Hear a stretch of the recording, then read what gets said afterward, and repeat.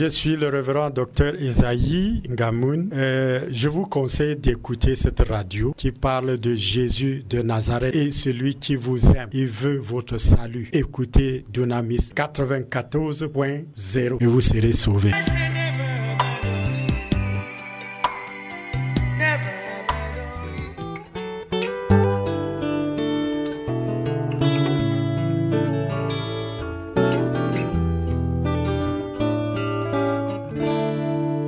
Je chante la croix car c'est la puissance de Dieu pour moi qui ai cru. Chose impossible, mais Dieu l'a fait, il a condamné le péché. Auditeurs, auditrices de la 94.0 Dunamis FM, bonsoir et bon après-midi à vous qui nous prenez à ce moment où cette émission comme ça commence son bon nombre de chemins. Nous saluons comme ça tous ceux qui sont à l'écoute en cette soirée. Si vous êtes connectés sur la 94.0 en ce moment, vous avez fait le bon choix qui ne vous sera point ôté. Pendant le déroulement de cette émission, en cette soirée comme ça, la trompette sonne. En cette soirée comme ça, nous sommes là pour sonner la trompette. Nous sommes là pour examiner les Écritures. Nous sommes là pour la parole de Dieu. Et je rends grâce à Dieu comme ça de ce qu'il a rendu ce moment possible, malgré l'atmosphère, malgré le climat, malgré les caprices du climat. Nous sommes dans ce studio en cette soirée pour présenter cette émission La Trompette Sonne. Et en cette soirée comme ça, je ne suis pas seul dans ce studio, je suis accompagné des serviteurs de Dieu, mes frères avec qui je suis dans ce studio comme ça, et je vais laisser le soin à chacun de se présenter. Oui, j'ai à mon côté comme ça mon frère à qui je vais passer la parole pour qu'il se présente. Amen. Shalom à tous, shalom à ceux qui écoutent la 94.0. Shalom à vous, chers auditeurs. Vous écoutez présentement votre émission qui démarre, La Trompette sonne. La trompette qui sonne, cette trompette qui sonne comme ça pour pouvoir rassembler, n'est-ce pas, les élus de Dieu, pour pouvoir interpeller ceux-là, n'est-ce pas, qui étaient distraits, ceux-là qui vaquaient à d'autres occupations qu'à l'occupation que le Seigneur leur a confiée. La trompette sonne maintenant pour vous dire, attention, vous avez détourné vos visages du chemin droit. Maintenant, c'est le moment de revenir sur la voie droite. Je suis votre frère, le frère Boris, que vous écoutez la voix maintenant. Et je dis bonsoir à tous ceux qui nous écoutent, à tous mes frères, à toutes mes sœurs, à toute l'église du Seigneur répandue à travers le monde entier, puisque je sais que cette émission ou encore cette radio est écoutée non seulement ici dans la région de l'Ouest, mais également partout ailleurs à travers la chaîne YouTube de Dunamis FM. Donc, bonsoir encore à vous. Nous avons pour quelque temps pour pouvoir explorer encore les Écritures, pour examiner la parole du Seigneur, voir ce qu'elle dit concrètement, afin de nous redresser encore sur le chemin droit, parce que la trompette sonne pour interpeller, n'est-ce pas, les croyants, afin qu'ils puissent revenir sur le chemin droit que le Seigneur a élaboré pour eux. Merci et à tout à l'heure. Oui, frère Boris, sinon il faut dire comme ça, serviteur de Dieu Boris, qu'avant de rencontrer le glorieux évangile qui t'a illuminé, tu étais du côté de l'islam, tu étais musulman, et je crois qu'en cette soirée comme ça, tu as un mot à dire à tes amis musulmans que tu as laissé de l'autre côté. Et justement, la voix que vous entendez, c'est la voix de votre frère présentement chrétien, alors qu'autrefois j'étais musulman, mais je crois que le Seigneur faisant toutes choses, il a permis que je sois dans ce camp-là pour pouvoir me faire remarquer, n'est-ce pas, un certain nombre de choses dans cette religion islamique. Et il m'a mis au large maintenant afin que je puisse interpeller mes frères qui s'y trouvent encore, de leur dire en réalité, le chemin du salut, ce n'est que Jésus-Christ de Nazareth. Il est le chemin, la vérité et la vie.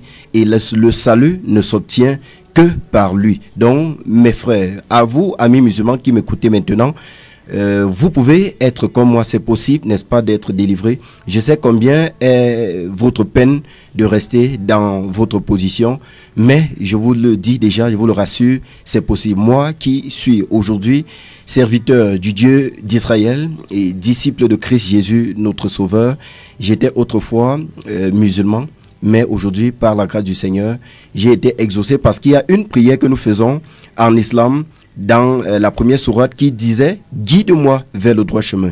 Et je crois que la prière a tout son sens parce que « Guide-moi vers le droit chemin » suppose que je ne suis pas encore sur le droit chemin. J'ai besoin d'être guidé sur le droit chemin. Et votre frère, dont vous entendez la voix maintenant, a été guidé sur le droit chemin. Et ce chemin n'est autre que Jésus-Christ de Nazareth. Donc, je vous interpelle, mes frères, c'est possible également d'être délivré, de vivre une vie tranquille, une vie de paix, une vie d'épanouissement, en dehors, n'est-ce pas, de l'asservissement de la religion. Donc, vraiment, c'est possible, c'est possible. Revenez au Seigneur. C'est ça qui est l'unique chemin qui mène au salut. Oui, l'unique chemin qui mène au salut, c'est Jésus-Christ. C'est notre serviteur de Dieu, pas de moindre, est avec nous dans ce studio. Je vais laisser le soin à cet homme de Dieu de se présenter également. Merci mon frère Alphonse. Shalom, shalom à vous tous qui écoutez cette émission. Nous sommes là pour vous éclairer, nous sommes là pour vous édifier. Alors soyez comme des chrétiens de Béret. Je m'appelle comme ça Séverin Gadim et nous sommes accompagnés, nous sommes avec vous aujourd'hui pour vous donner la vérité, pour vous parler de la vérité qui est le Seigneur Jésus-Christ de Nazareth. Oh. Alléluia, soyez bénis. Oui, oui, mon frère Séverin, est-ce que tu n'as pas constaté comme ça que dans le milieu chrétien aujourd'hui, plusieurs sont ballottés à tout vent des doctrines, ce qui sème en quelque sorte la confusion? Parce que là, il faut le dire, frère Séverin, quand nous naviguons dans le milieu chrétien, dans le landerneau chrétien justement, nous constatons que les chrétiens même n'ont pas des bases solides dans la parole de Dieu. Plusieurs sont emportés au dogme dénominationnel. Quand on ouvre même la parole avec eux, ils sont un peu réticents. Leur attitude, c'est comme un pare-choc qu'ils mettent pour dire chez nous, voici comment on fait. Mais personne ne dit voici ce que les Écritures disent. Quel est le constat que toi personnellement tu as fait par rapport à tout ça, mon frère Séverin? Justement, c'est parce qu'ils regardent beaucoup aux pasteurs et aux prêtres et à leurs dirigeants. Et beaucoup d'entre eux, si vous constatez, ils ne lisent pas leur Bible, ils ne vérifient pas et ils portent leur Bible le dimanche, ils s'en vont dans ce lieu appelé église. Et quand le pasteur, le prêtre ou bien qui que ce soit leur dit ce qu'ils doivent dire, ils avalent. C'est la raison pour laquelle lorsque on leur parle de la vérité, ils sont surpris.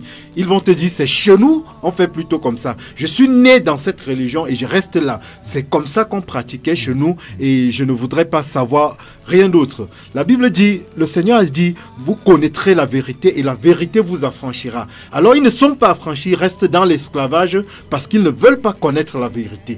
Et ils prétendent connaître le Seigneur Jésus sans toutefois connaître qui est le Seigneur Jésus.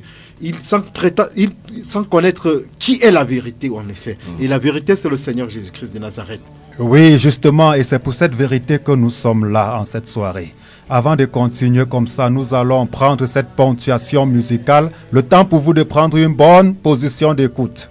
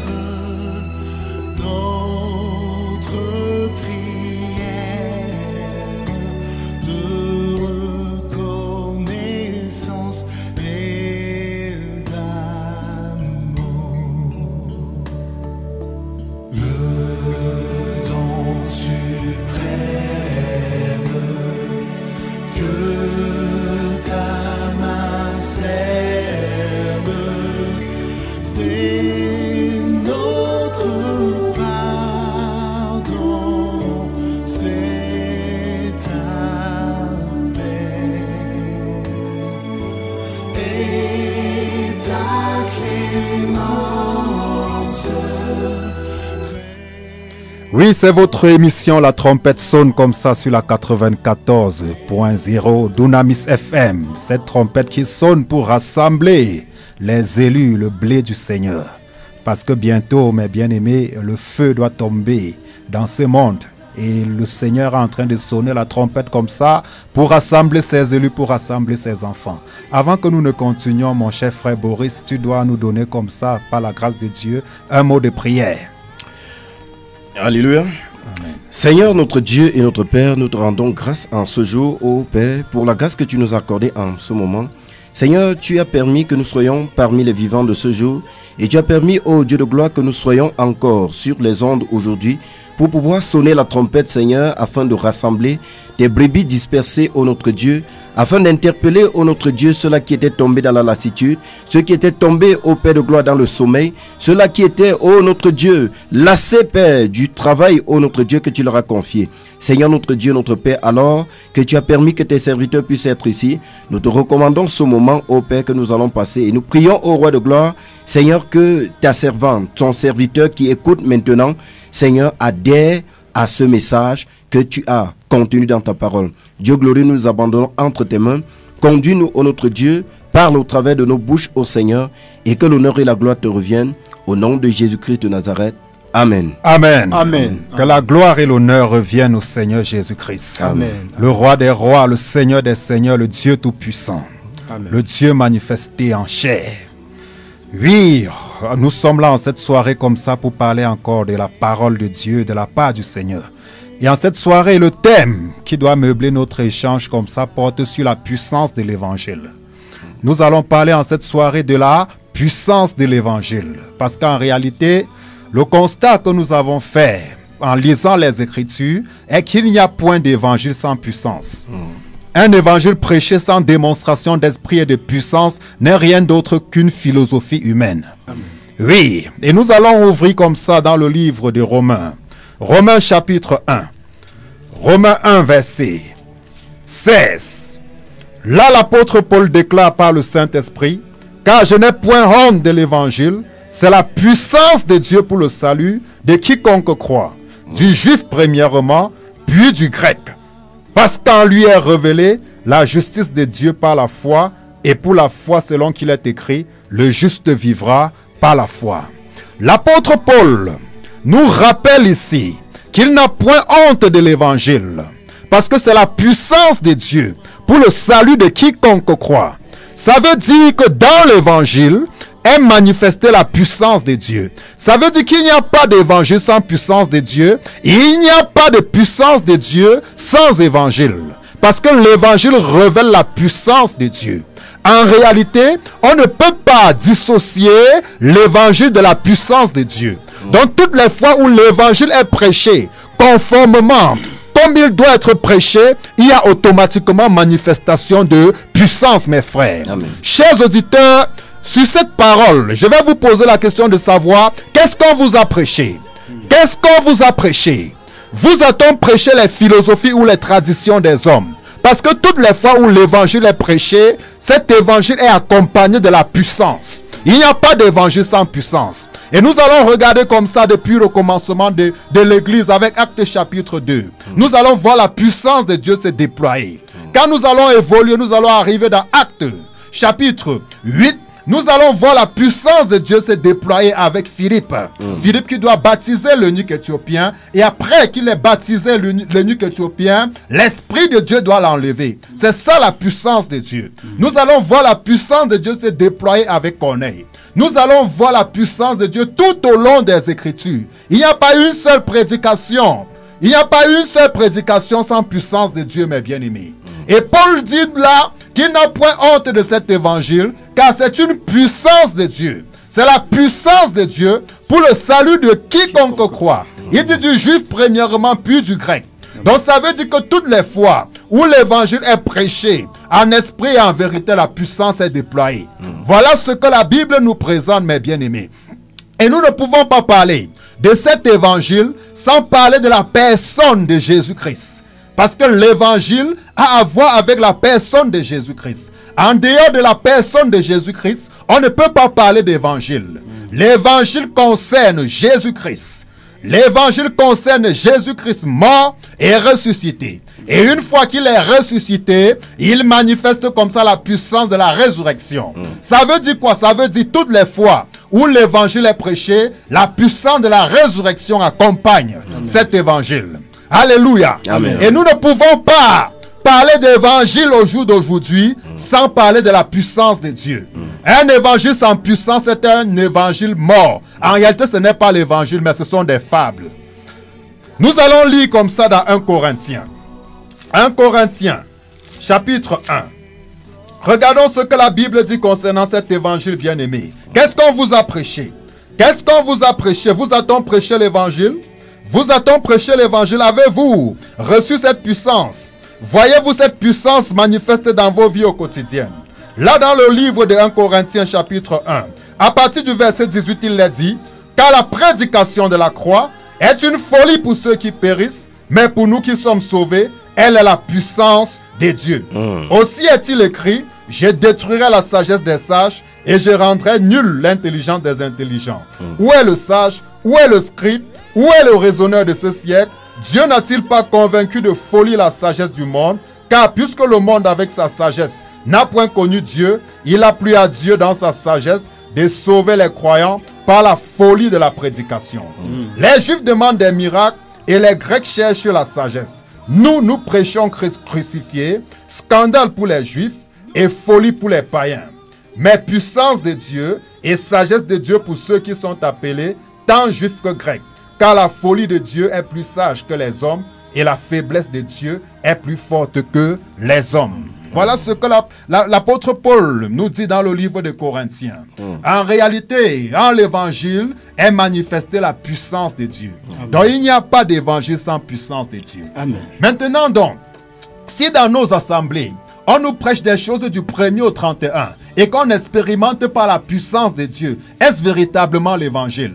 On nous prêche des choses, mais les gens sont sous des jougs. Les gens sont possédés. Les gens sont malades. Les gens sont fatigués. Alors que chaque dimanche, on leur prêche la parole. Est-ce réellement l'évangile qu'on vous a prêché? Vous passez le temps à écouter la parole, mais vous vous couchez, vous ne dormez pas. Vous vous couchez, on vous poursuit dans les rêves comme si on poursuivait les mondains. Même les mondains ne vivent pas les choses que vous vivez. Et on nous fait croire que c'est l'évangile qu'on a reçu. Non, n'y a-t-il pas problème?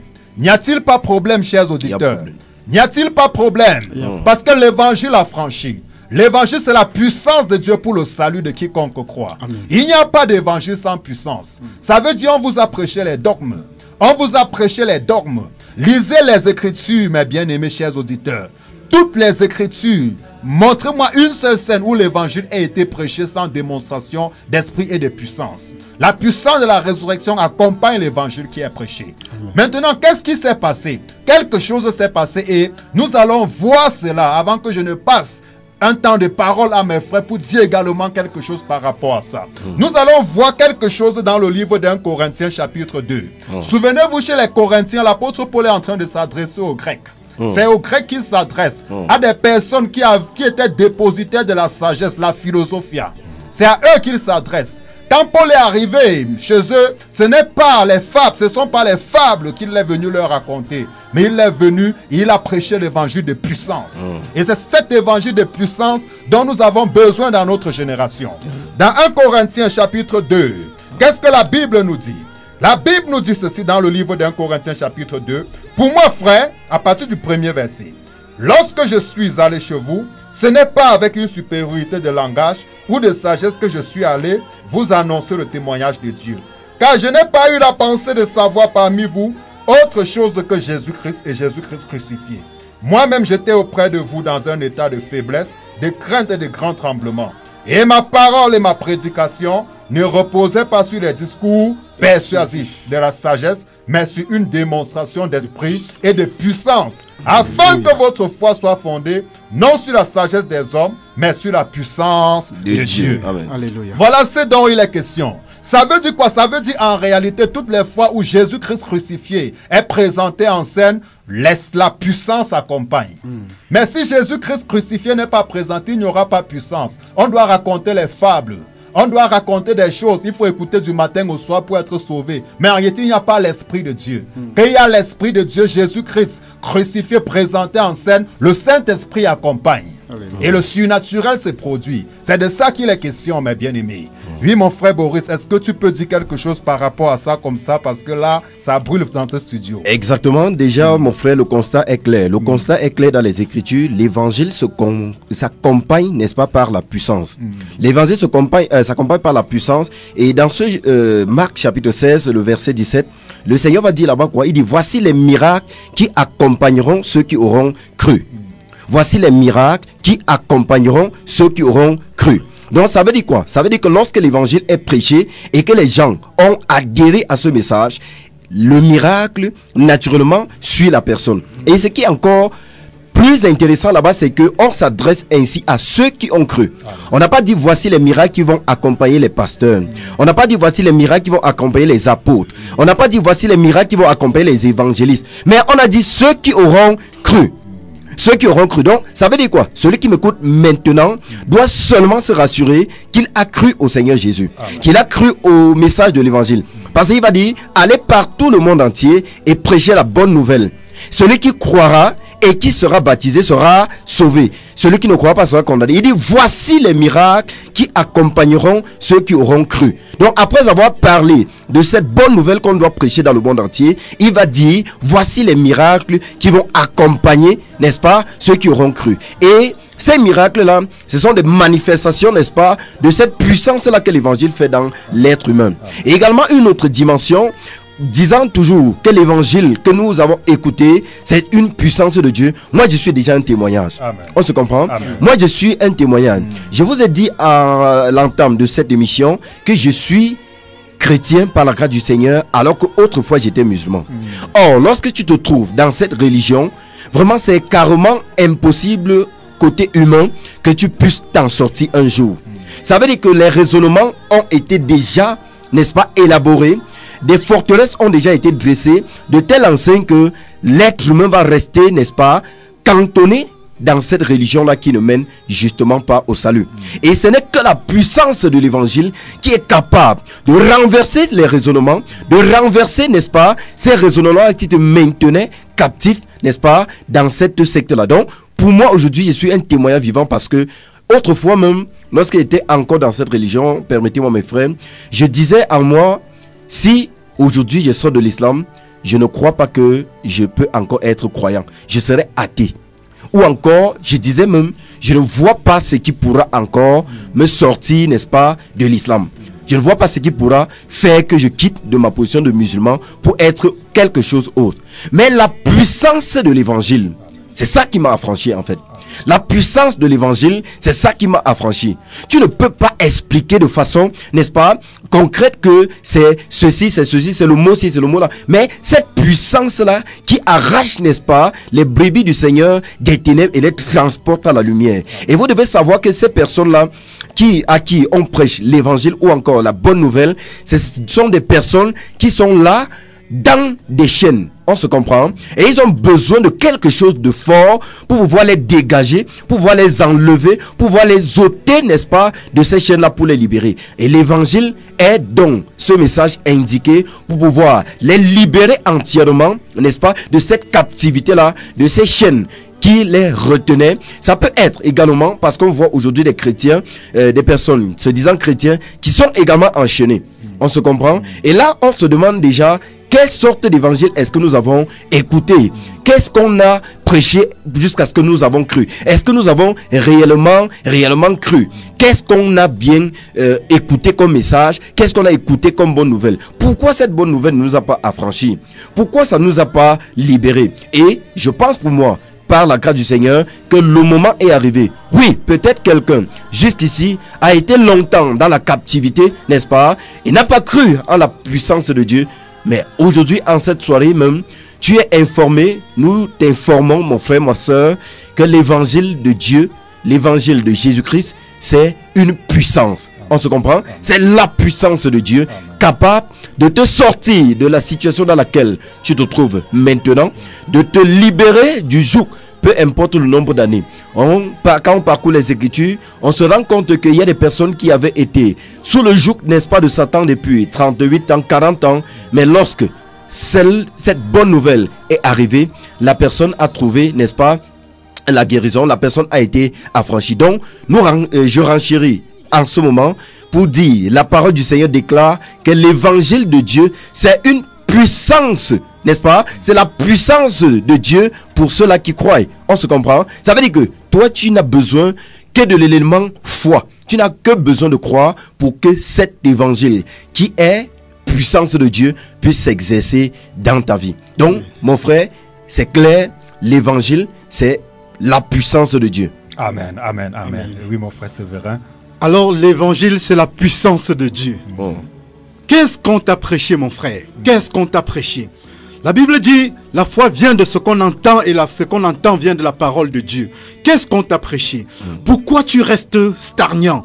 Pourquoi tu n'arrives pas à faire ce que la Bible dit? Comme mon frère vient de dire, voici les miracles qui accompagneront ceux qui auront cru. Tu dis, j'ai cru depuis, mais tu n'as pas... Tu n'exerces pas cette puissance dans ta vie. Qu'est-ce que tu t'as cru? Qu'est-ce qu'on t'a prêché? Mon frère, retourne au Seigneur Jésus-Christ. Retourne à la bonne parole. Retourne à la vérité de Jésus-Christ de Nazareth. Et tu seras affranchi. Et tu verras les miracles te suivre tes paroles. Tu verras les miracles te suivre. Alléluia. Amen, amen. Amen. Amen, amen, amen. Donc, comme je disais, mes frères, dans le Seigneur, chers auditeurs, dans le Seigneur Jésus-Christ, que Dieu vous bénisse déjà. Comme je disais, l'apôtre Paul s'adresse là aux Corinthiens. Il est question des Grecs. Nous connaissons nous connaissons la Grèce, avec le bastion de la philosophie. Le bastion de la philosophie.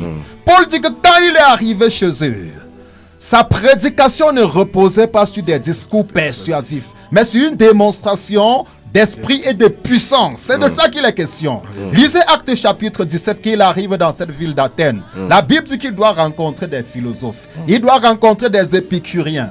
Il doit rencontrer des stoïciens. Qu'est-ce qu'il pouvait bien dire à ces philosophes? Quand Paul est arrivé, qu'il a commencé à prêcher le glorieux évangile, ils ont pensé aux nouvelles qu'on leur annonce chaque fois. Ils ont appelé Paul à l'aréopage d'Athènes pour écouter. Mais en réalité, l'erreur qu'ils ont commis, c'était d'appeler Paul pour écouter cet évangile. Parce que cette nouvelle qu'il venait avec, c'était la bonne nouvelle. Ce n'était pas les nouvelles qu'ils avaient l'habitude d'écouter. C'était la bonne nouvelle de l'évangile. Et quand il a prêché cet évangile, la puissance de Dieu s'est déployée. C'est pour ça que Paul dit que ce n'est pas des discours persuasifs qu'il est arrivé chez eux. Sa parole ne reposait pas sur ces discours persuasifs, non, mais sur une démonstration d'esprit et de puissance. C'est de ça que Paul parle. Et Paul nous dit qu'il n'a pas cherché à savoir autre chose parmi eux que Christ et Christ crucifié. Parce que là, voilà la clé du déploiement de la puissance de Dieu pour l'évangile. Jésus-Christ crucifié. Si vous prêchez autre chose, vous n'aurez jamais la puissance. Non. La puissance de l'évangile repose sur Christ. Parce que quand Christ crucifié entre en scène, automatiquement, il y a le déploiement de puissance. Automatiquement, les malades sont guéris. Automatiquement, les âmes sont sauvées. Mais si vous prêchez vos dénominations, si vous prêchez vos dogmes, si vous prêchez vos écoles de théologie, il n'y aura pas puissance. La preuve en est, mes frères, les chrétiens sont fatigués aujourd'hui. Les chrétiens même ne vont plus dans les assemblées. Les chrétiens même se disent où est Dieu? Plusieurs se disent où est Dieu dans notre génération? C'est-à-dire, rien qu'à lire le livre des Actes des Apôtres, on se demande où est Dieu? Et pour soulager leur conscience, plusieurs viennent avec des fausses doctrines disant que l'ère des miracles est révolue. Plusieurs viennent aujourd'hui dire non, Dieu n'agit plus comme ça parce que c'est monté, c'est descendu. Or, en réalité, si Jésus-Christ est le même, hier, aujourd'hui, éternellement, ça veut dire que ce qu'il a fait hier, il peut encore le faire. Amen. Pierre, parlant à ces hommes le jour de la Pentecôte, quand ils lui ont posé la question de savoir, homme frère, que ferons-nous? Pierre leur a dit, repentez-vous et que chacun de vous soit baptisé au nom de Jésus-Christ pour le pardon de ses péchés. Et ainsi vous recevrez le Saint-Esprit. Il doit dire, la promesse est pour vous, pour vos enfants, pour tous ceux qui sont au loin, en aussi grand nombre que le Seigneur notre Dieu les appellera. Amen. Donc, ça veut dire qu'aujourd'hui, l'évangile que Pierre a prêché, si tu prêches le même évangile, cher prédicateur, tu vas manifester la même puissance que Pierre a manifesté. Le véritable problème aujourd'hui, c'est que on nous a enseigné autre chose que l'évangile. Reconnaissons cela et retournons simplement dans les Écritures. On nous a enseigné autre chose que l'évangile. Si l'évangile est prêché, il y a déploiement de puissance. Il y a déploiement de puissance. Et parce que la puissance de Dieu a quitté l'église, les hommes ont mis sur pied des méthodes humaines. Mes frères, j'ai eu à entendre ça et là qu'il y a des séminaires où il faut venir s'asseoir du matin au soir pour naître de nouveau. Mais est-ce qu'un homme peut faire naître un autre homme de nouveau, mon frère Boris? Pas du tout, pas du tout. Comment un homme peut faire naître, et même encore, là, lorsqu'il faut interroger même la procédure, la façon dont ces personnes la présentent, est-ce que pour naître, on a besoin d'un jour ou encore d'une journée tout entière? C'est du tic au tac. Ça veut dire que lorsque le message est prêché et la personne a adhéré, n'est-ce pas, on n'a pas besoin de toute une journée, n'est-ce pas, pour pouvoir dire que non, tu seras né de nouveau. Et même quand il faut aller voir comment ces personnes-là, ça se passe chez eux, il y a d'autres qui sont vraiment déçus, n'est-ce pas, et ils passent toute la journée là. On te dit, tu vas écouter toute la journée parce que oui, un certain tel avait écouté l'évangile toute la journée pour naître de nouveau. Il va traîner les personnes, leur raconter des choses, les faire rêver. Et le soir, on va te dire, tu es né de nouveau. La personne elle-même, elle est consciente que rien ne s'est passé dans sa vie. La personne est consciente que rien ne s'est passé dans sa vie. Mais il faut qu'on calme sa conscience en lui disant que bon, comme tu as écouté du matin jusqu'au soir, tu es né de nouveau. Et même si c'était le cas, il y a des personnes qui écoutent la radio Dunamis FM du matin jusqu'au soir. Est-ce que c'est pourtant pour dire que ces personnes-là, c'est en écoutant cela qui sont véritablement nés de nouveau? Je pense qu'il va falloir questionner, n'est-ce pas, cette façon pour ces personnes de présenter le message de l'évangile. Ce n'est pas de cette façon-là que Christ a présenté son évangile et que les disciples, c'est-à-dire même les apôtres qui ont relayé ce message, n'est-ce pas, ont prêché l'évangile. Non, l'évangile, c'est la puissance de Dieu et c'est du tic au tac. Amen, mon frère, amen. Justement, donc, c'est-à-dire ces fables-là nous égarent en réalité de l'évangile. Amen. Puisque si nous prenons la prédication de l'apôtre Pierre le jour de la Pentecôte, c'est une prédication qui n'a pas fait 30 minutes. Vraiment. Mais à la suite de ça, la Bible dit qu'ils eurent le cœur vivement touché. Amen. Ils vont dire, oh, frère, que ferons-nous? Que ferons-nous? Parce que le Saint-Esprit était en action. Oh, quel est l'évangile qu'on vous a prêché? Qu'est-ce qu'on vous a prêché? Où est la puissance de Dieu dans ce qui se prêche dehors aujourd'hui? Les hommes ont mis sur pied des méthodes humaines. Mais ces méthodes humaines ne peuvent qu'apporter la ruine. Vous allez finir vos conventions, on va vous dire vous êtes né de nouveau. Mais vous allez rentrer et avoir les couches de nuit. Vous allez rentrer, le pauvre doit vous poursuivre dans les rêves. C'est la preuve que vous devez vous questionner. Avez-vous été scellé du Saint-Esprit? Avez-vous été baptisé du Saint-Esprit authentique? Je ne parle pas du parler en langue qu'on rapporte là dehors, non. Je parle de la puissance véritable de Dieu. C'est de ça qu'il est question. Mais parlant d'évangile, mon frère Boris, mon frère Séverin, je me rends compte qu'en réalité, l'évangile a été défini dans les Écritures. Et toutes les fois où l'évangile est prêché, c'est le même contenu qui sera manifesté. Amen. Peu importe la circonstance, peu importe les situations dans lesquelles c'est prêché, peu importe la manière de prêcher, c'est le même contenu. Et l'apôtre Paul nous parle de ça là dans 1 Corinthiens chapitre 15. Et il dit, je vous rappelle, frères, l'évangile que je vous ai annoncé, que vous avez reçu, dans lequel vous avez persévéré, et par lequel vous êtes sauvés, si vous le retenez dans les termes où nous vous l'avons annoncé, autrement vous auriez cru en vain. Je vous ai enseigné avant tout, comme je l'avais aussi reçu. Donc là, c'est l'évangile par lequel Paul a été sauvé. Que Christ est mort pour nos péchés, selon une dénomination, non. Selon les Écritures. Amen. Il a été enseveli, il est ressuscité le 3e jour selon les Écritures. Amen. Il dit, il est apparu à Céphas, puis aux 12. Ensuite, il est apparu à plus de 500 frères à la fois, dont la plupart sont encore vivants. Et dont quelques-uns sont morts. Ensuite, il est apparu à Jacques, puis à tous les apôtres. Après eux tous, il m'est aussi apparu à moi comme à l'avorton, car je suis le moindre des apôtres. Je ne suis pas digne d'être appelé apôtre, parce que j'ai persécuté l'église de Dieu. Par la grâce de Dieu, je suis ce que je suis, et sa grâce envers moi n'a pas été vaine. Loin de là, j'ai travaillé plus que tous, non pas moi toutefois, mais la grâce de Dieu qui est avec moi. Amen. Ainsi donc, que ce soit moi, Paul, que ce soit eux, c'est-à-dire Apollos, c'est-à-dire Pierre, c'est-à-dire Jacques, Jean, voilà ce que nous prêchons. Et c'est ce que vous avez cru.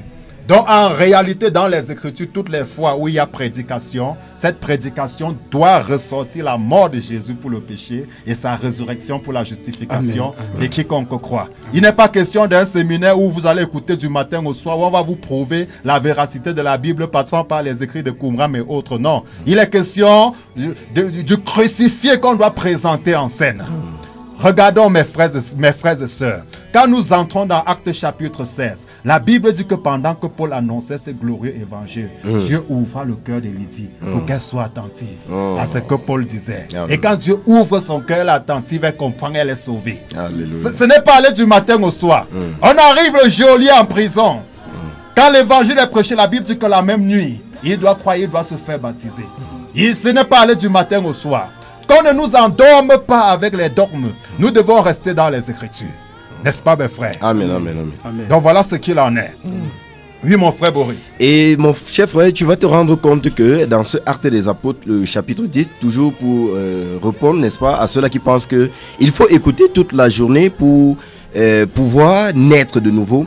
Lorsque l'apôtre Pierre va arriver, n'est-ce pas, chez Corneille, à peine il va commencer à prononcer, n'est-ce pas, les paroles de l'évangile, que le Saint-Esprit va confirmer le message qui est véhiculé. Amen. Et ces personnes seront sauvées. Lui-même, il va se dire, comment est-ce qu'on va refuser l'eau du baptême, n'est-ce pas, à ceux-là que le Seigneur a approuvé. On se comprend un peu. Donc, eux, ils n'ont pas eu besoin de toute une journée d'écoute, n'est-ce pas, pour pouvoir être sauvés. Et même le geôlier dont tu as fait mention tout à l'heure, et le geôlier, la même nuit, n'est-ce pas, le geôlier a adhéré à ce message. Et quand il adhère à ce message, justement, il est sauvé parce qu'on lui dit, crois au Seigneur Jésus, tu seras sauvé, toi et toute ta famille. Toi et toute ta famille.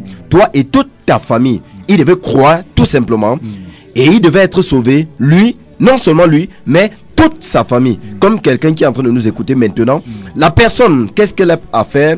Elle a juste à accepter, à croire au message de la croix, à la mort et à la résurrection du Seigneur Jésus-Christ, parce que il est mort, n'est-ce pas, pour nos péchés, il est ressuscité pour notre justification. Et c'est lui seul qui nous justifie, c'est lui seul qui nous qualifie pour le ciel, c'est lui seul qui nous rend, n'est-ce pas, capable d'entrer au ciel, parce que s'il faut regarder aux œuvres, s'il faut regarder à ce qu'on a fait, à nos actes de justice, personne sur la surface de la terre ne mérite, n'est-ce pas, entrer dans le royaume de Dieu, mais tout simplement, c'est la justification de Jésus-Christ de Nazareth qui peut nous qualifier, ou encore qui nous qualifie, n'est-ce pas, à être digne d'entrer dans le royaume de Dieu. Donc, nous n'avons pas besoin d'écouter un message toute la journée pour être sauvé ou encore pour naître de nouveau, mais nous avons seulement besoin d'écouter le message de l'évangile, le message de la croix, le message de la mort et la résurrection du Seigneur Jésus-Christ pour être enfin sauvé, parce que les apôtres ont prêché le même message. Voici le témoin de l'apôtre Paul qui relève le même message, parce qu'il dit l'évangile que lui-même il a écouté. Ça suppose que il transmet, il véhicule le même message, n'est-ce pas, que ceux-là qui l'ont précédé ont véhiculé. Et nous également, dans ce studio, en ce moment, nous vous présentons encore ce même message de la mort et la résurrection du Seigneur Jésus-Christ. Oui, amen, amen. Gloire à Dieu. Oui, mon frère, c'est vrai. Amen. Amen. Amen. Vous voyez, tu as posé une question tout à l'heure, frère. Est-ce qu'un homme peut faire naître de nouveau? Et dans la Bible, dans le livre de Jean là-bas, il dit, ça ne vient ni de la chair, ni du sang, ni de la volonté de l'homme, mais cela vient de Dieu. Alors, si on t'a prêché et que tu as cru, je reviens à la question, tu as cru en quoi? À qu'est-ce qu'on t'a prêché? Alors, est-ce que c'est Dieu qu'on t'a prêché? Est-ce que c'est la croix qu'on t'a prêché? Est-ce que c'est le message de la croix qu'on t'a prêché? Tu as cru en quoi? Est-ce que c'est l'homme, c'est celui-là qui t'a prêché, qui te fait croire? Est-ce que si tu as cru? Pose-toi toutes ces questions, mon frère. Pose-toi toutes ces questions, ma soeur. Si tu as cru, à quoi as-tu cru? Est-ce que lorsque tu as cru, tu t'attaches à la parole de Dieu ou bien tu t'attaches à celui qui t'a prêché? Alors, retourne à la parole. Je le redis encore, retourne à la parole. Alléluia. Amen. Toute la gloire au Seigneur. Oui, mon frère, justement, ce que tu es en train de dire est très pertinent et c'est le véritable problème qui se pose dans le milieu ecclésiastique aujourd'hui. On doit voir, par exemple, un prédicateur qui doit prêcher. Il finit de prêcher Et il dit, si quelqu'un veut naître de nouveau, qu'il l'approche. Et on doit lui faire réciter des choses pour finir même par dire, dis au Seigneur, écris mon nom dans ton livre de vie. Alors que la Bible nous dit que les noms sont écrits dans le livre de vie dès avant la fondation du monde. Et en réalité, après quelques semaines, les personnes à qui on a fait réciter retournent à leur vie de vomissure. Et on commence à se poser des questions. D'autres vont même jusqu'à dire que non, si tu as cru à l'évangile et que tu retournes dans ta vie de péché, tu vas perdre ton salut. Est-ce que c'est possible, mon frère Boris, d'avoir véritablement rencontré cet évangile et retourner dans le monde et perdre son salut? Est-ce que c'est possible que Dieu te sauve aujourd'hui pour te perdre demain? Non. C'est pas possible, mon frère, puisqu'il nous a élus avant la fondation du monde. Et ce n'est pas, n'est-ce pas, ce n'est pas parce que aujourd'hui, n'est-ce pas, la personne est tombée, n'est-ce pas, peut-être dans le péché, qu'on dira que la personne va perdre son salut. En fait, je ne suis pas ici en train de dire que le chrétien a le quitus, n'est-ce pas, de vivre sa vie n'importe comment pour dire que non, j'ai déjà été sauvé. Mais ce n'est pas possible, n'est-ce pas, qu'un enfant qui est déjà né puisse encore retourner dans le sein de sa mère. Comme d'ailleurs l'autre, Nicodème, avait posé la question au Seigneur. Donc, ce n'est pas possible. Mais toutefois, il va falloir que le chrétien soit informé qu'il a été appelé à la sanctification. Donc, lorsqu'il est né de nouveau, ce n'est pas pour dire parce que il ne sera pas perdu, parce que non, il ne peut plus perdre son salut, qu'il va vivre n'importe comment, croyant que non, je peux vivre ma vie n'importe comment et le Seigneur ne me rejettera pas, non, je ne pourrai pas perdre mon salut. N'oublions pas que cette même personne ou encore cet être qui nous a accordé le salut, n'est-ce pas, c'est lui qui tient notre vie entre ses mains. Donc, l'évangile que nous avons écouté, c'est cet évangile qui nous amène à la vie éternelle et c'est une puissance, comme la parole a déclaré, pour le salut de quiconque croit. Et je vais également m'adresser à quelqu'un qui nous écoute, puisque nous parlons de l'évangile qui est la puissance de Dieu. Peut-être jusqu'ici, mon frère, tu n'avais pas cru en cela. Tu n'avais pas cru que l'évangile c'était la puissance. Pourquoi? Parce que ton entourage ne croit pas. Laisse-moi te dire, tu peux être le seul qui te démarque, n'est-ce pas, dans ta communauté, dans ton mouvement, là où tu te trouves, et qui adhère au message de la puissance, et tu verras, mon frère, comment la puissance là commencera à se manifester dans ta vie. Comment ça va commencer, n'est-ce pas, à œuvrer dans ta vie. Tu peux être également un pasteur qui écoute maintenant, et qui ne croyait pas, n'est-ce pas, qui était aussi dans la routine de tous les jours, ou encore dans la mouvance des autres. Tu ne croyais aussi pas, tu faisais aussi comme les autres. Mais comprends en cette soirée, cher homme de Dieu, que l'évangile c'est puissance. Et toi-même, tu peux croire en ce message, voir son effet, comment ça commence à se manifester dans ta propre vie et dans la vie de ceux-là que tu encadres. Donc, nous interpellons nos frères. Maintenant, la trompette est en train de sonner pour nous rappeler, n'est-ce pas, à ce que la parole du Seigneur a déclaré. Et elle a déclaré que l'évangile de Dieu, c'est la puissance de Dieu. L'évangile, c'est la puissance de Dieu. Et quiconque adhère, s'accroche sur ces messages. Parce que vous devez comprendre que la puissance de Dieu a commencé à se manifester comment? Bien, étant donné que certains ont cru que non, les miracles et autres ne pouvaient plus se manifester, n'est-ce pas? Ils ont vécu aussi comme les autres. Jusqu'au moment où certaines personnes se sont levées. Ils ont lu la parole du Seigneur. Ils ont constaté que non, chaque fois que les apôtres prêchaient, il y avait la puissance de Dieu qui se manifestait. Ils ont commencé à se dire dans leur cœur, le message si est vrai. Cette parole doit s'accomplir pour moi. Et ils ont cru en ce message et ils ont vu comment est-ce que les effets de cette parole qui affranchit, qui libère, ont commencé à s'appliquer, à être vivants, n'est-ce pas, dans leur propre vie. Donc, nous lançons ce cri, n'est-ce pas, pour interpeller les serviteurs de Dieu, pour interpeller les disciples, parce que vous devez comprendre que cette puissance-là qui accompagne, n'est-ce pas, le croyant, ce n'est pas uniquement, comme je l'ai dit tout à l'heure, ce n'est pas uniquement pour les apôtres, ce n'est pas uniquement pour les prophètes, ce n'est pas uniquement pour les pasteurs, mais également pour les disciples. Parce que lorsque vous allez voir Étienne, n'est-ce pas, Étienne n'était pas apôtre, n'est-ce pas, mais on dit, personne ne pouvait résister par la sagesse avec laquelle Étienne était en train de parler aux gens. Il manifestait la puissance de Dieu. Donc pour dire, mon frère qui m'écoute, ma soeur qui m'écoute, toi également tu peux adhérer à ce message, adhérer au message de l'évangile qui est une puissance de Dieu pour le salut de ceux-là qui vont croire. Alléluia. Amen. Amen. Oui, une puissance de Dieu pour le salut de ceux qui vont croire. Amen. C'est de ça qu'il est question dans ce studio en cet après-midi. Vous êtes connectés comme ça à la 94.0 Dunamis FM et vous écoutez votre émission. La trompette sonne. Comme ça, nous allons ouvrir le standard. Le standard est ouvert au 694 35 20 87. 694 35 20 87 ou encore le 676 10 37 83. Je reprends 694 35 20 87 ou le 676 10 37 83. Comme ça, votre appel est le bienvenu dans ce studio. Et nous allons continuer comme ça justement, mes frères dans le Seigneur, parce qu'en réalité, quand nous parlons de l'évangile, on a enseigné autre chose que l'évangile. Ça, je vous assure. Parce que nous n'assistons plus à la puissance de Dieu dans les assemblées. Nous assistons à des personnes qui sont malades, des personnes qui sont possédées, des personnes qui sont fatiguées, des personnes qui ne savent même plus à quel sens se vouer. Plusieurs se posent la question de savoir, est-ce que Dieu est vrai? Est-ce que Dieu est vrai? Est-ce que la parole de Dieu est vraie? Plusieurs se posent cette question. Ne bipez pas, chers auditeurs, si vous n'avez pas de crédit pour appeler, faites simplement le message. Ne bipez pas. C'est votre émission La Trompette sonne. Je suis dans ce studio comme ça. Moi, le frère Alphonse, accompagné du frère Boris et du frère Séverin. Nous sommes là comme ça en cette soirée pour parler de la puissance de l'évangile.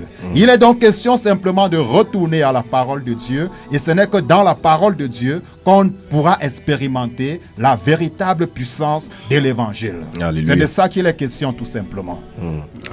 Oui, justement, mon frère, tu vas te rendre compte que, en fait, ce que nous sommes en train de dire, c'est ce qui est contenu dans les Écritures. Et c'est ce qui est contenu dans les Écritures qui est capable de provoquer, n'est-ce pas, cette puissance de Dieu-là, n'est-ce pas, pour qu'elle soit manifeste au milieu de nous. Cher auditeur, voici ce que tu dois retenir. Voici ce que tu dois comprendre. À partir de ce moment, peut-être tu n'as pas cru, n'est-ce pas, depuis. Mais voici une opportunité. Tu peux croire, commencer à partir de ce soir. Te dire, j'ai écouté que l'évangile, c'est une puissance de Dieu. Et tu pars devant le Seigneur, tu dis, Seigneur, cette parole est vraie. C'est contenu dans tes Écritures. Je veux voir cela être manifesté dans ma propre vie. Je veux voir cela être manifesté dans ma propre vie. C'est comme ça que ça a commencé. C'est comme ça que nos prédécesseurs ont commencé. Ils ont vu, ils ont écouté un message, ils ont vérifié, ils ont trouvé que cela était conforme. Ils se sont accrochés là-dessus. Je vous assure, ces personnes ont écouté et sont accrochées comme il s'agissait, n'est-ce pas, d'une histoire de vie ou de mort. Ils décident de dire, pour moi, à partir de ce moment, cette chose-là doit se manifester dans ma vie. Et il n'est pas question, n'est-ce pas, que le message de l'évangile soit prêché et que nous restons encore captifs. On se comprend? Et que nous demeurons encore dans la servitude. Il est question que nous soyons affranchis. Affranchis veut dire libéré. Ça veut dire libéré, ça veut dire qu'à partir de ce moment-là, tu dois être libre. Et tu dois alors t'interroger honnêtement, frère, est-ce que tu es libre? Ma soeur, dis-moi concrètement, est-ce que tu es libre? Est-ce que l'évangile vraiment t'a affranchi? Est-ce que toi-même tu ne sens pas qu'il y a quelque chose, n'est-ce pas, qui ne va pas dans ta vie chrétienne? Tu ne sens pas, homme de Dieu, qu'il y a quelque chose qui manque dans ton ministère? Tu ne sens pas qu'il y a quelque chose qui manque? Je crois qu'à partir de ce moment, comme un message sort comme celui-ci, tu dois te dire, Seigneur, c'est toi qui as permis que je puisse écouter ceci.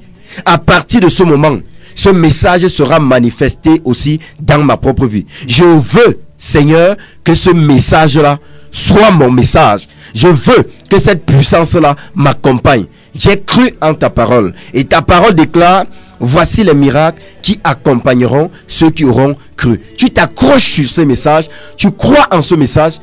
Je t'assure, mon frère, ma soeur, tu verras comment cette parole est vivante. Tu verras comment cette parole est puissante. Donc, nous vous attendons. Je t'interpelle simplement, mon frère, de t'accrocher sur le message et de croire en ce message. Le Seigneur fera quelque chose de formidable dans ta vie. Que le Seigneur vous bénisse pendant que vous écoutez. Oui, frère, il est question comme ça de l'évangile toujours. Parce que en réalité, on ne peut pas marcher dans une vie chrétienne victorieuse si on n'a pas reçu l'évangile. Le véritable évangile. Parce qu'aujourd'hui, on observe des chrétiens, par exemple, qui vont tomber dans le péché aujourd'hui, se relever. Demain, ils tombent dans le péché. Ils pleurent, ils se relèvent. Après, demain, ils tombent dans le péché. C'est-à-dire, au fait, quelque chose lui manque pour vivre cette vie de sainteté qui plaire à Dieu. La vie de sanctification. Parce que comme je le disais tout à l'heure, mes frères, en réalité, on dit aujourd'hui qu'on ne peut pas être chrétien et vivre n'importe comment. C'est un non-sens en réalité. Puisque un chrétien a une vie conforme à la vie de Christ. Donc ça veut dire, si quelqu'un est chrétien ou prétend être chrétien, je vous l'ai dit, et mène une autre vie contrairement à celle de Christ, c'est qu'il n'a jamais été chrétien. Voilà la simple logique. Ça veut dire aujourd'hui, on a fabriqué des chrétiens, on a fabriqué des personnes, on veut qu'ils vivent la vie de la parole alors qu'ils n'ont jamais reçu cette vie de la parole. Parce que pour vivre la vie de la parole, il faut naître de cette parole. Il faut avoir reçu cette parole. Mais ce qui se passe aujourd'hui, c'est quoi? Tout est prêché sauf l'évangile. On prêche les fables. On prêche des formules d'adhésion aux assemblées, mais en réalité, sauf l'évangile. On prêche toutes choses. Viens chez nous, tu auras ceci. Viens chez nous, tu auras ton miracle. Viens chez nous, notre homme de Dieu est puissant. Notre homme de Dieu, quand il tousse, Dieu applaudit. Notre homme de Dieu, quand il lance seulement la main comme ça, ce n'est pas de ça qu'il est question. Il est question de prêcher Christ. Il est question de prêcher Jésus-Christ, mort pour nos péchés et ressuscité pour notre justification. Et si nous avons reçu véritablement cette parole, il est hors de question que nous n'ayons pas une vie surnaturelle. Les chrétiens sont des personnes surnaturelles. En réalité, ce qui n'est pas normal dans la vie du chrétien, c'est de ne pas vivre le surnaturel au quotidien. C'est de ça qu'il est question. Quand on parle même du miracle, le miracle pour un chrétien, c'est de ne pas vivre le surnaturel. C'est de ça qu'il est question. Parce que si réellement nous avons reçu la parole automatiquement nous transforme, la parole nous change, la parole nous donne de marcher de gloire en gloire, de victoire en victoire. La Bible dit que tel il est, tel nous sommes dans ce monde. Pas tel nous serons au ciel, tel nous sommes dans ce monde. Ça veut dire que la vie chrétienne est une vie de victoire. C'est de victoire en victoire que le chrétien doit aller. Mais aujourd'hui, regardez, le monde n'a plus la solution. C'est à l'église d'apporter la solution au monde aujourd'hui. Le monde ne sait plus quel chemin emprunter. C'est à l'église d'apporter la solution. Mais nous voyons que même le monde regarde l'église, le monde se moque de l'église. Le monde se dit, à quoi bon d'aller vers ces gens-là chercher la solution si eux-mêmes ils ont des problèmes. Toi-même tu as les couches de nuit, quelqu'un vient te dire qu'il souffre des couches de nuit. Auras-tu l'autorité pour prier pour lui? Tu as les oppressions, quelqu'un vient te dire qu'il souffre des oppressions. Auras-tu le courage même de lui prêcher l'évangile et lui dire que cet évangile est vrai? Pourquoi? Parce que l'évangile que nous avons reçu a un problème. Et c'est de ça qu'il est question dans ce studio en cet après-midi. C'est votre émission La Trompette sonne sur la 94.0. Nous sommes là et dans quelques minutes nous serons partis de ce studio.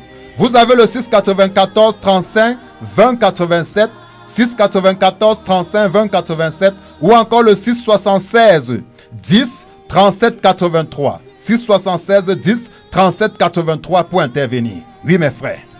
Alléluia. Amen. Justement, mon frère, je parle à toi, cher auditeur, quand un message comme celui-ci est en train d'être véhiculé. Qu'est-ce que tu te dis? Est-ce que honnêtement, toi-même, tu ne vois pas qu'il y a quelque chose qui ne va pas dans ta propre vie? Soyons honnêtes, soyons sincères, ne perdons pas notre temps et ne soyons pas une honte, n'est-ce pas? Ne soyons pas de ceux-là qui salissent le nom du Seigneur. Si nous avons constaté qu'il y a quelque chose qui ne va pas, cherchons comment est-ce qu'on va résoudre cela. Ça ne sert à rien de continuer, n'est-ce pas, dans cette routine-là. Tu es conscient qu'il y a problème, mais tu essayes de te convaincre toi-même que tout va bien, et persévérer toujours dans cette servitude. Je crois que le moment est arrivé, le temps est arrivé pour que l'on se dise assez, c'est assez. Je dois m'arrêter là, rectifier un certain nombre de choses avant d'évoluer en toute sérénité. Donc je crois, pour moi, la trompette sonne maintenant pour t'interpeller, mon frère qui m'écoute, pour t'interpeller, ma soeur qui m'écoute, afin que tu puisses, n'est-ce pas, te remettre en question par rapport à ce à quoi tu as cru depuis longtemps et de te poser de bonnes questions. Qu'est-ce qu'il y a lieu de faire? Les personnes à qui l'apôtre Pierre a prêché dans Actes des Apôtres chapitre 2, lorsqu'ils ont écouté, ils ont dit: homme frère, que ferons-nous? Ils ont posé la bonne question. Homme frère, que ferons-nous? Dès qu'ils ont compris qu'il y avait des choses qui n'allaient pas dans leur vie, ils n'ont pas dit non, je vais faire ça plus tard. Ils ont posé la question, homme frère, que ferons-nous? Et ça, c'est la bonne question que chacun de nous, après avoir entendu un message interpellateur, n'est-ce pas, devait se poser. Qu'est-ce qu'il y a lieu de faire? Et ce qu'on dit, retournons tout simplement à ce qui est écrit. Retournons tout simplement à la parole de Dieu. Nous avons débordé les limites. Revenons au fondement. Revenons au message central de l'évangile. Et nous verrons comment ce message va transformer nos vies. Nous verrons comment ce message est puissant. Donc pour toi, qui jusqu'ici n'avait pas encore cru à ce message, c'est l'opportunité pour toi, n'est-ce pas, de te dire, c'est maintenant. Oui, mon temps c'était maintenant. Et de t'attacher, n'est-ce pas, à ce message. Et tu verras justement comment ce qui a été promis dans la parole du Seigneur prendra, n'est-ce pas, vie dans ta propre vie. Que le Seigneur te bénisse pendant que tu écoutes. Amen, amen. Oui, nous rappelons comme ça que c'est votre émission La Trompette sonne. Et comme ça, dans quelques poussières de minutes, nous serons partis de ce studio. Et je tiens à rappeler comme ça que cette émission a pour but de restaurer la saine doctrine dans l'Église. Donc quand nous allons venir ici tous les samedis de 16h à 17h, ça ne sera pas pour parler de nous-mêmes, ça ne sera pas pour parler du milieu dans lequel nous venons, puis ça importe peu au Seigneur. Nous serons là pour parler de la parole, pour examiner, pour passer toutes les doctrines au crible de la parole. Nous allons parler de toutes ces doctrines qui troublent les chrétiens aujourd'hui. Nous allons parler de toutes ces doctrines. Toutes ces choses, ne vous inquiétez pas, mes bien-aimés, aucune doctrine ne sera négligée pendant le temps de cette émission. Nous allons simplement ouvrir la parole et laisser parler les Écritures. Parce que nous n'avons pas de puissance contre la vérité, nous n'en avons que pour la vérité. L'heure est venue de retourner au fondement. L'heure est venue de retourner à ce que les apôtres ont fait. L'heure est venue de retourner au véritable évangile. Et c'est pour ça que nous sommes là. Donc nous allons laisser simplement parler la parole.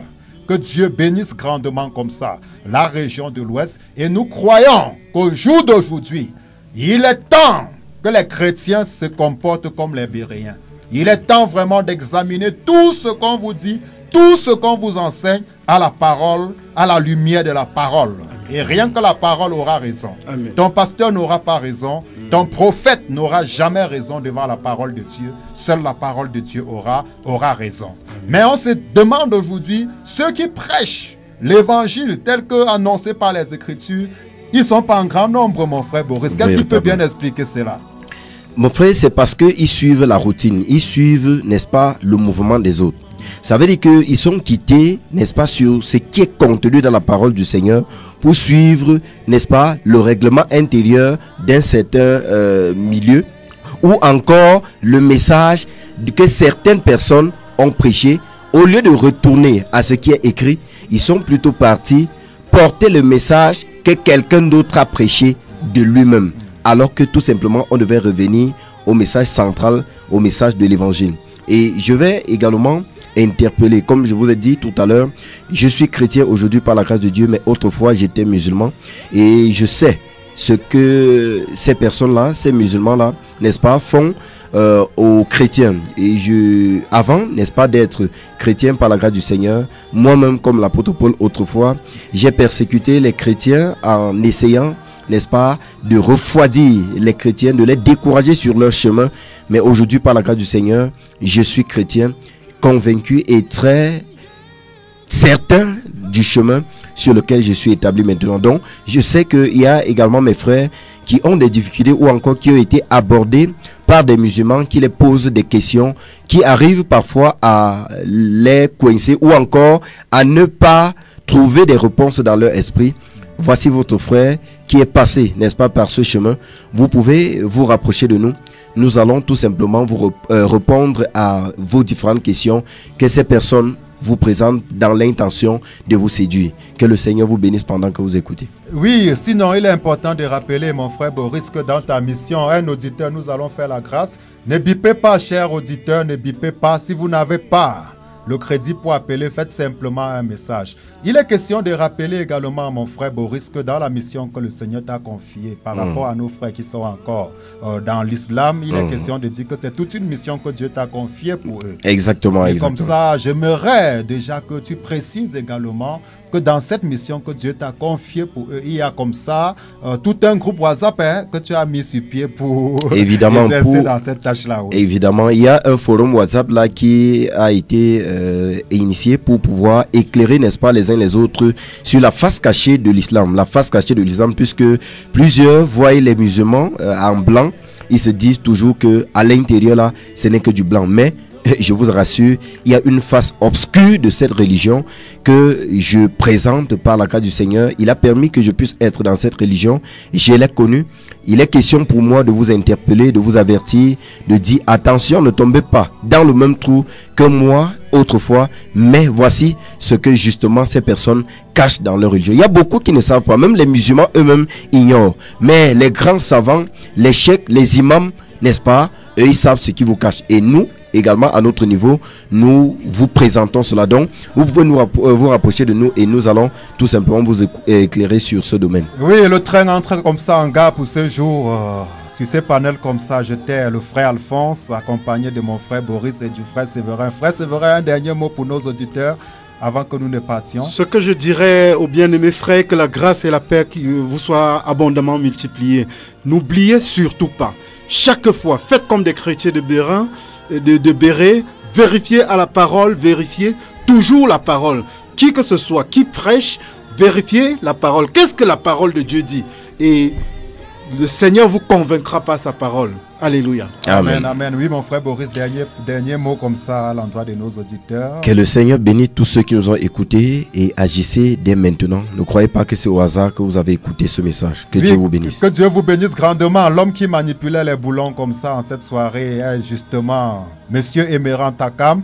Et toute la gloire au Seigneur. Rendez-vous samedi prochain lorsqu'il sera 16h pour une autre émission. Merci. Écoutez et faites écouter Dunamis FM et recevez la vie.